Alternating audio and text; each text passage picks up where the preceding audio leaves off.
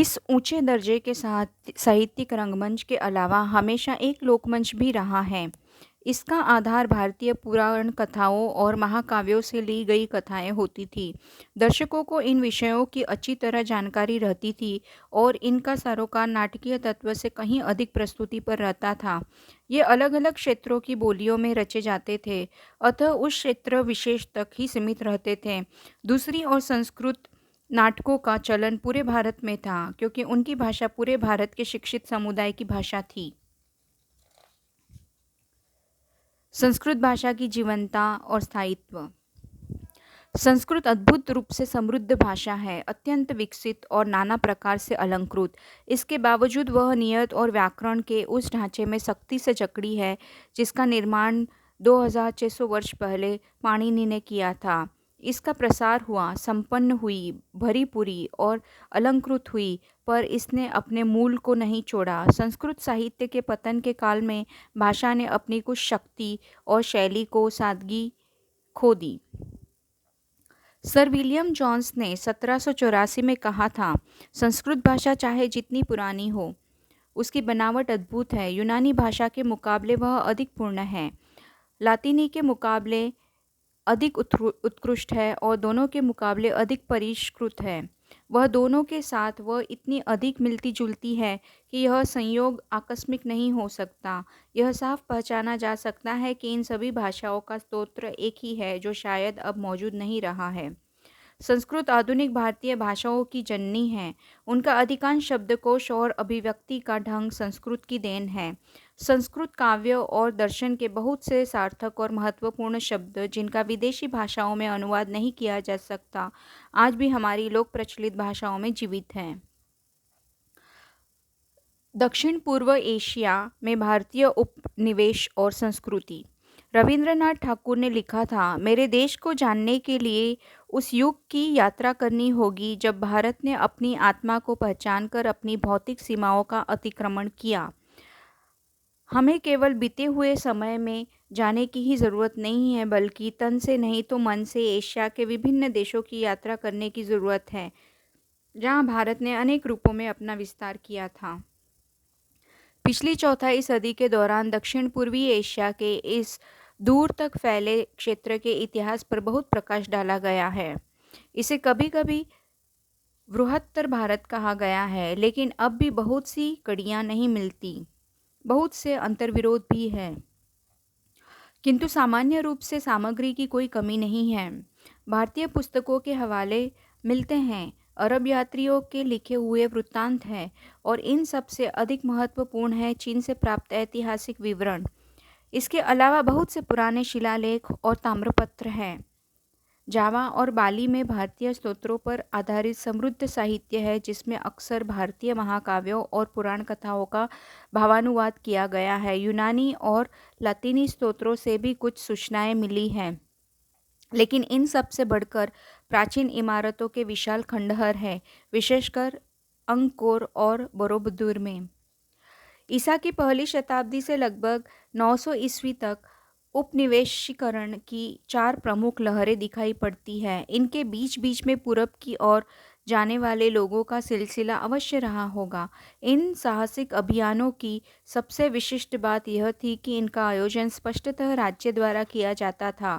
दूर दूर तक फैले इन उपनिवेशों की शुरुआत लगभग एक साथ होती थी और ये उपनिवेश युद्ध की दृष्टि से महत्वपूर्ण स्थानों पर और महत्वपूर्ण मार्गों पर कायम किए जाते थे। इन बस्तियों का नामकरण पुराने भारतीय नामों के आधार पर किया गया। इस तरह जिसे अब कंबोडिया कहते हैं, उस समय कंबोज कहलाया। जावा स्पष्ट रूप से यवद्वीप या जो का टापू है। यह आज भी एक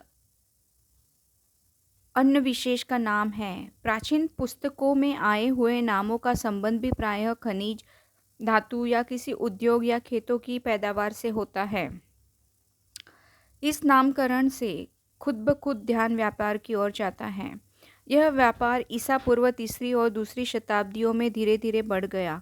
इन साहसिक व्यवसायियों और व्यापारियों के बाद धर्म प्रचारकों का जाना शुरू हुआ होगा, क्योंकि यह समय अशोक के ठीक बाद का समय था। संस्कृत की प्राचीन कथाओं से और यूनानी और अरबी दोनों में प्राप्त वृत्तांतों से पता लगता है कि भारत और सुदूर पूर्व के देशों के बीच कम से कम ईसा की पहली शताब्दी में नियमित समुद्री व्यापार होता था। यह स्पष्ट है कि प्राचीन भारत में जहाज बनाने का उद्योग बहुत विकसित और उन्नति पर था। उस समय में बनाए गए जहाज़ों का कुछ ब्यौरेवार वर्णन मिलता है। बहुत से भारतीय बंदरगाहों का उल्लेख मिलता है। दूसरी ओर तीसरी शताब्दी के दक्षिण भारत आंध्र सिक्कों पर दोहरे पाल वाले जहाज़ों का चिन्ह अंकित है। अजंता के भित्ति चित्रों में लंका विजय और हाथियों को ले जाते हुए जहाज़ों के चित्र हैं। महाद्वीप के देशों बर्मा, श्याम और हिंद चीन पर चीन का प्रभाव अधिक था। टापुओं और मलय प्रायद्वीप पर भारत की चाप अधिक थी। आमतौर पर शासन पद्धति और सामान्य जीवन दर्शन चीन ने दिया और धर्म और कला भारत ने। इन भारतीय उपनिवेशों का इतिहास तकरीबन 1300 साल या इससे भी कुछ अधिक का है, ईसा की पहली या दूसरी शताब्दी से आरंभ होकर 15वीं शताब्दी के अंत तक। विदेशों पर भारतीय कला का प्रभाव। भारतीय सभ्यता ने विशेष रूप से दक्षिण पूर्वी एशिया के देशों में अपनी जड़ें जमाई। इस बात का प्रमाण आज वहाँ सब जगह मिलता है। चंपा, अंकोर, श्रीविजय, भज्जापहित और दूसरे स्थानों पर संस्कृत के बड़े बड़े अध्ययन केंद्र थे। वहाँ जिन राज्यों का उदय हुआ उनके शासकों के नाम विशुद्ध भारतीय और संस्कृत नाम हैं। इसका अर्थ यह नहीं है कि वे विशुद्ध भारतीय थे, पर इसका अर्थ यह अवश्य है कि उनका भारतीयकरण किया गया था।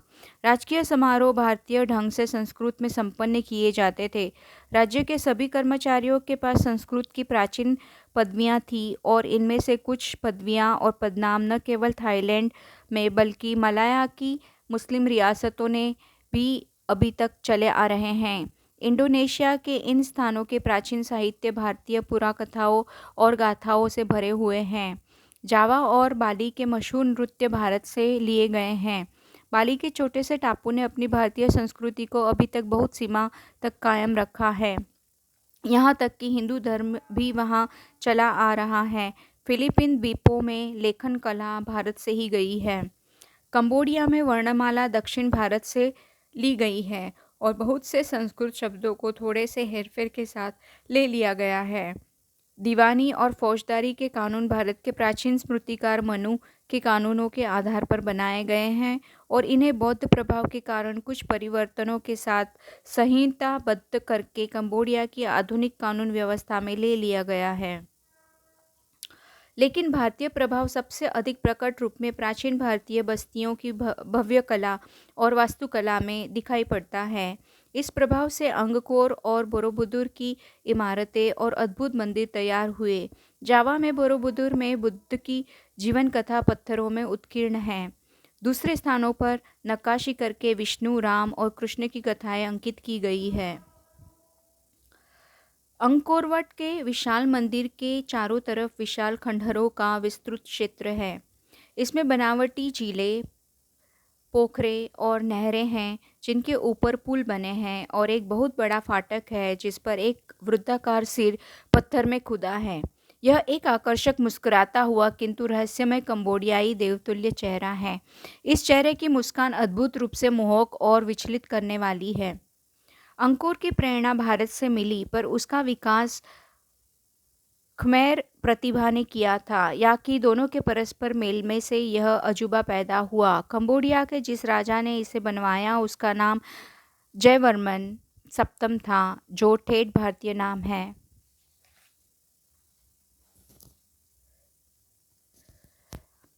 भारतीय कला का भारतीय धर्म और दर्शन से इतना गहरा रिश्ता है कि जब तक किसी को उन आदर्शों की जानकारी न हो जिनसे भारतीय मानस शासित होता है, तब तक उसके लिए इसको पूरी तरह सराहना संभव नहीं है। भारतीय कला में हमेशा एक धार्मिक प्रेरणा होती है, एक पारदृष्टि होती है, कुछ वैसी ही जिसमें संभवतः यूरोप के महान गिरजाघरों के निर्माताओं को प्रेरित किया था। सौंदर्य की कल्पना आत्मनिष्ठ रूप में की गई है, वस्तुनिष्ठ रूप में नहीं। वह आत्मा से संबंध रखने वाली चीज़ है, भले ही वह रूप या पदार्थ में भी आकर्षक आकार ग्रहण कर ले। यूनानियों ने सौंदर्य से निस्वार्थ भाव से प्रेम किया। उन्हें सौंदर्य में केवल आनंद ही आनंद मिलता था। वे उसमें सत्य के दर्शन भी करते थे। प्राचीन भारतीय भी सौंदर्य से प्रेम करते थे, पर ये हमेशा अपनी रचनाओं में कोई गहरा अर्थ भरने का प्रयत्न करते थे। भारतीय कविता और संगीत की तरह कला में भी कलाकार से यह उम्मीद की जाती थी कि वह प्रकृति की सभी मनोदशाओं से तादात्म्य स्थापित करे, ताकि वह प्रकृति और विश्व के साथ मनुष्य के मूलभूत सामंजस्य की अभिव्यक्ति कर सके। भारत की विशेषता उसकी मूर्तिकला और स्थापत्य में है, जिस तरह चीन और जापान की विशेषता उनकी चित्रकला में है। भारतीय संगीत, जो यूरोपियन संगीत से बहुत भिन्न है, अपने ढंग से बहुत विकसित था। इस दृष्टि से भारत का बहुत विशिष्ट स्थान है और संगीत के क्षेत्र में चीन और सुदूर पूर्व के अलावा उसने एशियाई संगीत को बहुत दूर तक प्रभावित किया है। एशिया के दूसरे देशों की तरह भारत में भी कला के विकास पर गढ़ी हुई मूर्तियों के विरुद्ध धार्मिक पूर्वाग्रह का महत्वपूर्ण प्रभाव पड़ा। वेद मूर्ति पूजा के विरुद्ध थे और बौद्ध धर्म में भी अपेक्षाकृत बाद के समय के ही बुद्ध की मूर्तियां और चित्र बनाए जा सकें। मथुरा के संग्रहालय में बोधिसत्व की एक विशाल, शक्तिशाली और प्रभावशाली पाषाण प्रतिमा है। इसका निर्माण ईस्वी सन के आरंभ के आसपास कुषाण युग में हुआ था। भारतीय कला अपने आरंभिक काल में प्रकृतिवाद से भरी है, जो कुछ अंशों में चीनी प्रभाव के कारण हो सकता है। भारतीय कला के इतिहास की विभिन्न अवस्थाओं पर चीनी प्रभाव दिखाई पड़ता है। चौथी से छठी शताब्दी ईस्वी में गुप्त काल के दौरान, जिसे भारत का स्वर्ण युग कहा जाता है, अजंता की गुफाएं खोदी गई और उनमें भित्ति चित्र बनाए गए। बाघ और बादामी की गुफाएं भी इसी कला की हैं।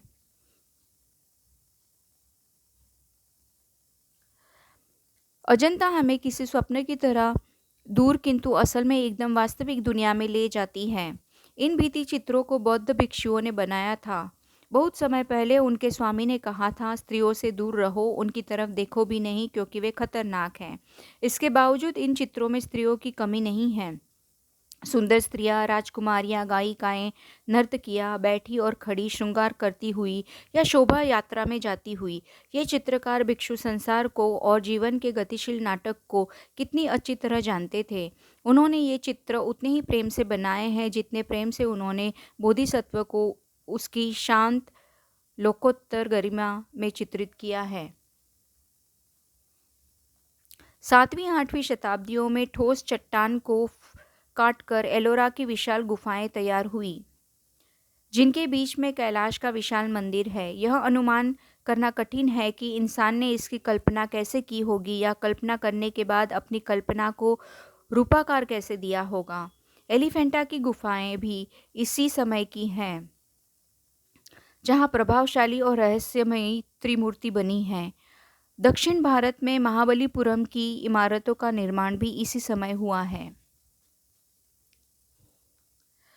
एलिफेंटा की गुफाओं में नटराज शिव की एक खंडित मूर्ति है, जिसमें शिव नृत्य की मुद्रा में है। हैवेल का कहना है कि इस क्षत विक्षत अवस्था में भी यह मूर्ति भीमाकार शक्ति का मूर्त रूप है और इसकी कल्पना अत्यंत विशाल है। ब्रिटिश संग्रहालय में विश्व का सृजन और नाश करते हुए नटराज शिव की एक और मूर्ति है। एप्स्टीन ने लिखा है कि उनकी विशाल लयात्मकता काल के विराट युगों का आह्वान करती है। जावा में बोरिदपुतुर से बोधिसत्व का एक सिर कोपेनहेगन के ग्लिप्टोटेक ले जाया गया है।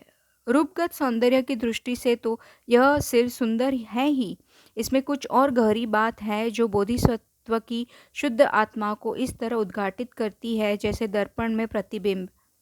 वह एक ऐसा चेहरा है जिसमें समुद्र की गहराइयों की प्रशांति, निरभ्र नीले आकाश की स्वच्छता और इंसानी पहुंच से परे का परम सौंदर्य मूर्तिमान हुआ है। भारत का विदेशी व्यापार।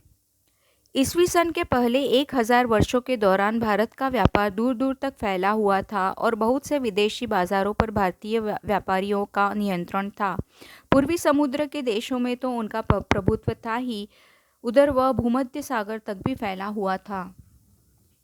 भारत में बहुत प्राचीन काल से कपड़े का उद्योग बहुत विकसित हो चुका था। भारतीय कपड़ा दूर दूर के देशों में जाता था। रेशमी कपड़ा भी यहाँ काफ़ी समय से बनता रहता था, लेकिन वह शायद उतना अच्छा नहीं होता था जितना चीनी रेशम, जिसका आयात यहाँ ईस्वी पूर्व चौथी शताब्दी से ही किया जाता था।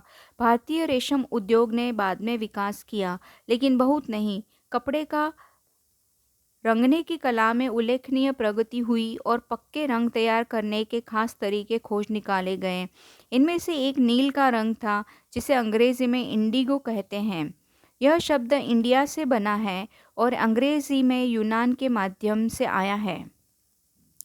ईस्वी सन की आरंभिक शताब्दियों में भारत में रसायन शास्त्र का विकास और देशों की तुलना में शायद अधिक हुआ था। भारतीय प्राचीन काल से ही फौलाद को ताव देना जानते थे। भारतीय फौलाद और लोहे की दूसरे देशों में बहुत कद्र की जाती थी, विशेष रूप से युद्ध के कामों में। भारतीयों को और बहुत सी धातुओं की भी जानकारी थी और उनका इस्तेमाल किया जाता था। औषधियों के लिए धातुओं के मिश्रण तैयार किए जाते थे। आसव और भस्म बनाना ये लोग खूब जानते थे। औषध विज्ञान काफ़ी विकसित था। मध्य युग तक प्रयोगों में काफ़ी विकास किया जा चुका था, गर्चे ये प्रयोग मुख्य रूप से प्राचीन ग्रंथों पर आधारित थे। शरीर रचना और शरीर विज्ञान का अध्ययन किया जाता था और हार्वे से बहुत पहले रक्त संचार की बात सुझाई जा चुकी थी।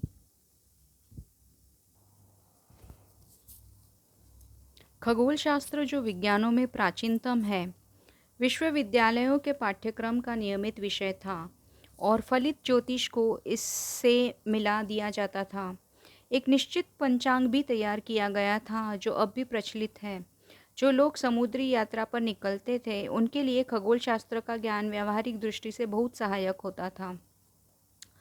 यह कहना कठिन है कि उस समय तक यंत्रों ने कितनी प्रगति की थी, लेकिन जहाज बनाने का उद्योग खूब चलता था। इसके अलावा विशेष रूप से युद्ध में काम आने वाली तरह तरह की मशीनों के हवाले भी मिलते हैं। ऐसा प्रतीत होता है कि उस समय भारत औजारों के निर्माण एवं प्रयोग में और रसायन शास्त्र एवं धातुशास्त्र संबंधी जानकारी में किसी देश से पीछे नहीं था। इसी कारण कई सदियों तक वह कई विदेशी मंडियों को अपने वश में रख सका। प्राचीन भारत में गणित शास्त्र। यह माना जाता है कि आधुनिक अंकगणित और बीजगणित को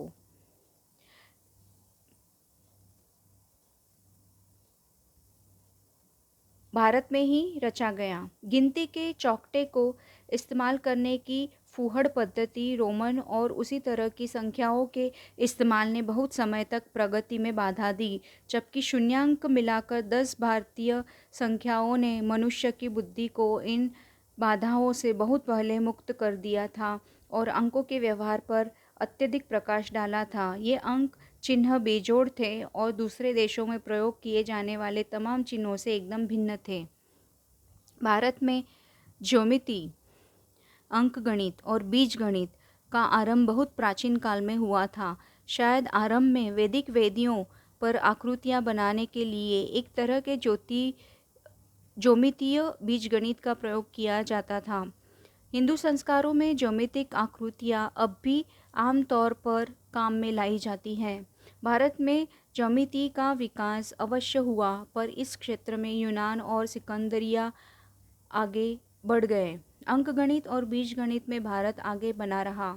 जिसे शून्य या कुछ नहीं कहा जाता है, वह आरंभ में एक बिंदी या नुक्ते की तरह था। बाद में उसने एक छोटे वृत्त का रूप धारण कर लिया। उसे किसी भी और अंक की तरह एक अंक समझा जाता था। शून्यांक और स्थान मूल्य वाली दशमलव विधि को स्वीकार करने के बाद अंकगणित और बीजगणित में तेजी से विकास करने की दिशा में कपाट खुल गए। बीजगणित पर सबसे प्राचीन ग्रंथ ज्योतिर्विद आर्यभट्ट का है, जिनका जन्म 427 ईस्वी सन में हुआ था। भारतीय गणित शास्त्र में अगला महत्वपूर्ण नाम भास्कर 522 ईस्वी सन का और उसके बाद ब्रह्मपुत्र 628 ईस्वी सन का है। ब्रह्मपुत्र प्रसिद्ध खगोलशास्त्री भी था, जिसने शून्य पर लागू होने वाले नियम निश्चित किए और इस क्षेत्र में और अधिक उल्लेखनीय प्रगति की। इसके बाद अंकगणित और बीजगणित पर लिखने वाले गणितज्ञों की परंपरा मिलती है। इनमें अंतिम महान नाम भास्कर द्वितीय का है, जिसका जन्म 1114 ईसाई में हुआ था। उसने खगोलशास्त्र, बीजगणित और अंकगणित पर क्रमशः 3 ग्रंथों की रचना की। अंकगणित पर उनकी पुस्तक का नाम लीलावती है, जो स्त्री का नाम होने के कारण गणित की पुस्तक के लिए विचित्र लगता है। विश्वास किया जाता है कि लीलावती भास्कर की पुत्री थी, क्योंकि इसका कोई प्रमाण नहीं मिलता। पुस्तक की शैली सरल और स्पष्ट है और छोटी उम्र के लोगों की समझ के लिए उपयुक्त है। इस पुस्तक का संस्कृत विद्यालयों में अब भी कुछ हद तक अपनी शैली के कारण इस्तेमाल किया जाता है। 8वीं शताब्दी में खलीफा अलमसूर के राज्यकाल में 753 से 774 ईसाई कई भारतीय विद्वान बगदाद गए और अपने साथ वे जिन पुस्तकों को ले गए उनमें खगोलशास्त्र और गणित की पुस्तकें भी थीं। इन्होंने अरबी जगत में गणित शास्त्र और ज्योतिष शास्त्र के विकास को प्रभावित किया और वहाँ भारतीय अंक प्रचलित हुए। बगदाद उस समय विद्याध्ययन का बड़ा केंद्र था और यूनानी और यहूदी विद्वान वहाँ एकत्र होकर अपने साथ यूनानी दर्शन, ज्यामिति और विज्ञान ले गए थे।